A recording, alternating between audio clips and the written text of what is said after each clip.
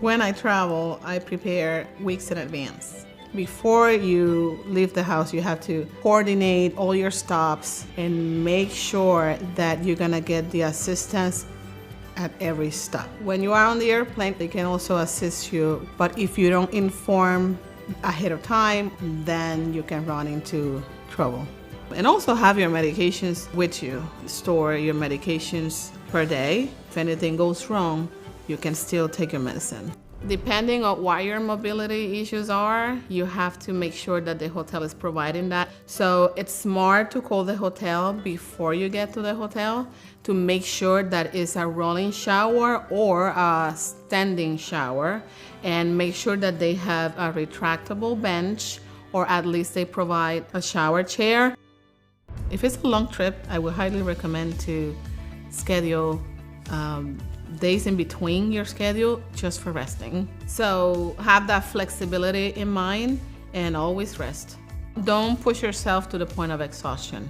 Of course, you have to bring all your mobility aids. It's very important. You take a picture of them before you put them on the airplane or the cruise ship, because a lot of them get damaged. Then you have proof of the condition.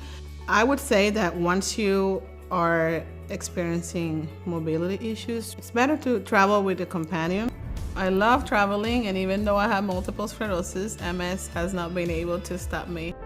MS fatigue is completely different from regular fatigue. MS fatigue is not something that resolves by sitting down 20 minutes and you can keep going. Sometimes it takes you 2 days to recover.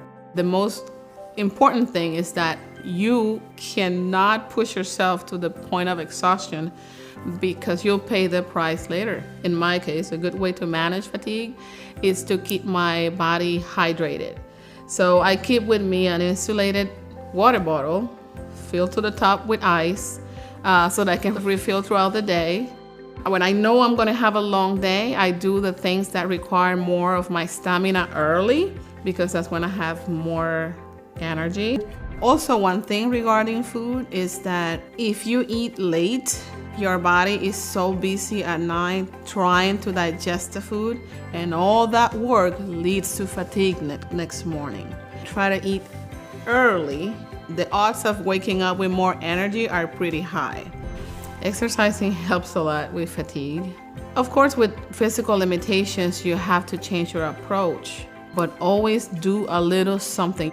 Sit-stand exercises, keep your legs strong, and also helps you with balance. There's the TheraBands that you can use for your hands. Put it on the legs and it creates resistance.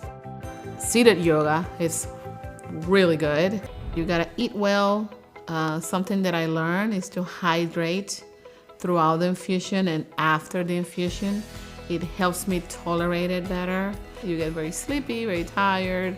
I learned that eating every 3 hours, even if it's just a small snack, helps. The goal is to be stable, to not have flare-ups, because once we have flare-ups, we don't recover 100%. In my experience with other MSers, there's a lot of them that are very stressed out on that day. We know that stress is a big trigger for MS symptoms, so we want to keep things quiet while we get our treatments. Bring all your things, your personals, that will make you feel comfortable, just so you can relax.